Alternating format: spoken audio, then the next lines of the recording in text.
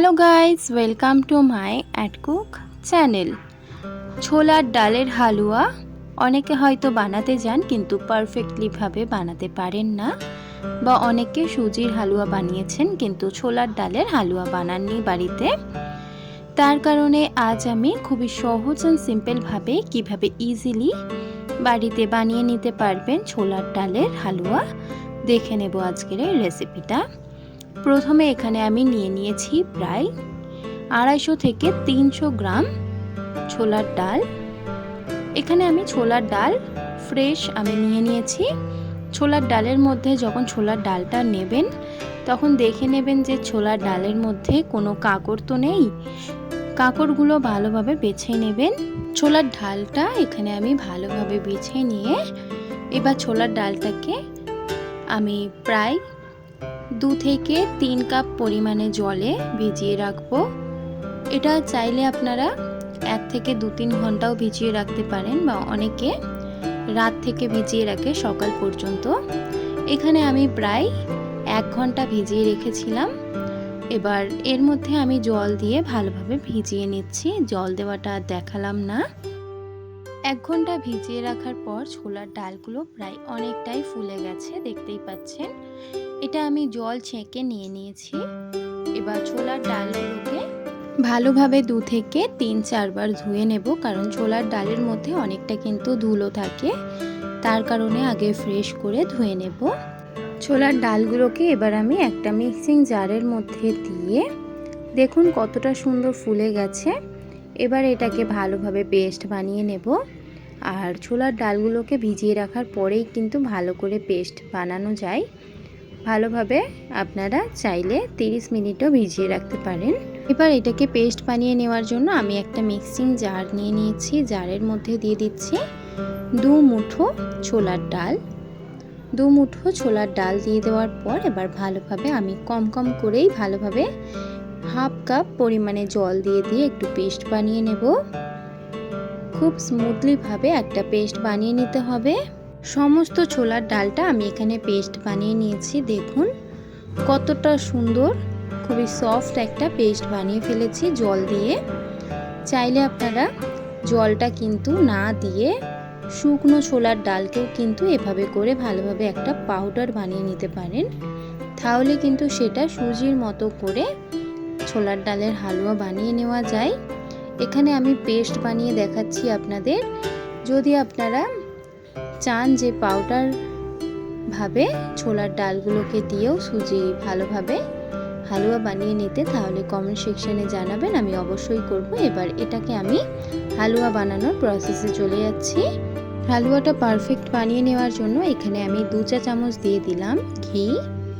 ঘিটা আপনারা বাড়িতে বানানো ঘিও ব্যবহার করতে পারেন, বা দোকান থেকে কিনে আনা ঘিও ব্যবহার করতে পারেন, সম্পূর্ণটা আপনাদের উপরে। এবার 2 চা চামচ ঘি দেওয়ার পর ঘিটাকে ভালোভাবে গলিয়ে নেব।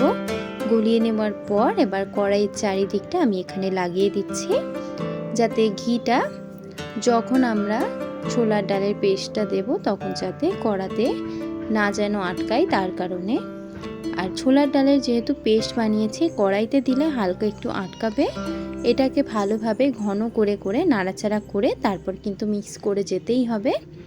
দেখুন এভাবে ঘিটা গরম হয়ে যাওয়ার পর এখানে আমি সমস্ত ছোলার ডালের পেস্টটা দিয়ে দিলাম।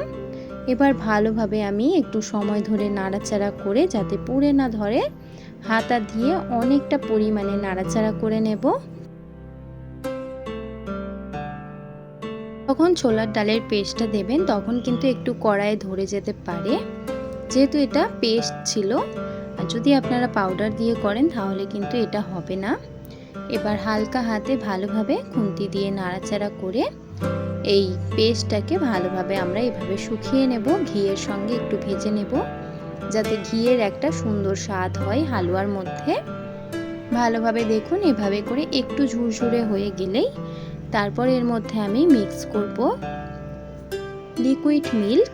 চাইলে আপনারা এখানে গুঁড়ো দুধও দিতে পারেন, যদি আপনারা জলে গুঁড়ো দুধ মিশিয়ে দিতে চান। যদি আপনাদের কাছে না থাকে তাহলে সেটাও কিন্তু আপনারা চাইলে দিতে পারেন। এখানে আমি দিয়ে দিচ্ছি প্রায় 1 লিটার পরিমাণে গুঁড়ো লিকুইড দুধ। এখানে আমি 1 লিটার পরিমাণে দিয়েছি। এবার ভালোভাবে হাতা দিয়ে একটু নাড়াচাড়া করে ভালোভাবে মিক্স করে দিচ্ছি। আপনাদের কাছে যদি উইক্স থাকে তাহলে উইক্স দিয়ে ভালোভাবে হাতা দিয়ে নাড়াচাড়া করে নেবেন, তাহলে কিন্তু ভালোভাবে এটা মিক্স হয়ে যাবে। আরও নাড়াচাড়া করতে করতে এই যে আপনারা দেখতে পাচ্ছেন ঢেলা ঢেলা হয়ে রয়েছে, এটা কিন্তু সম্পূর্ণটাই আস্তে আস্তে পুরো দুধের সঙ্গে মিশে যাবে। আর দুধটা এখানে আমি 1 লিটার পরিমাণে দিয়েছি। আর এর মধ্যে আমি আরও জল দেব, যদি প্রয়োজন হয় শেষের দিকে তাহলে জল দেব। চাইলে আপনারা জলের পরিমাণে যতটা পারেন দুধ দিতে পারেন, আপনাদের ওপরে এটা। এবার ভালোভাবে একটা খুন্তি দিয়ে বা হাতা দিয়ে ভালোভাবে নাড়াচাড়া অনবরত করেই যেতে হবে, যেহেতু আমরা এটা হালুয়া বানাচ্ছি, নিচে পুড়ে ধরতে পারে। অনবরত নাড়াচাড়া করে করে এবার আমি মিক্স করে দেব। তার মধ্যে এখানে আমি 2টো ফাটিয়ে নেওয়া এলাচ দিয়ে দিলাম, যাতে একটা সুন্দর ঘ্রাণ আসে এলাচের। এলাচ দিয়ে দেওয়ার পর হাতা দিয়ে আমি অনবরত একটু নাড়াচাড়া করে মিক্স করে নিচ্ছি। এখানে আমি অল্প করে এবার জল দেব। দেখুন দুধটা পুরোপুরি শুকিয়ে নিয়েছে। যতক্ষণ না পর্যন্ত একটা স্মুথ টাইপের হালুয়াটা হয়ে যাচ্ছে ততক্ষণ পর্যন্ত একটু পরিমাণ করে আন্দাজ করে জল দিতে হবে। এখানে আমি প্রায় 1 লিটার দুধ দিয়েছি, আর 2 চা চামচ ঘি দিয়েছি, আর 1 কাপ পরিমাণে জল দিয়েছি।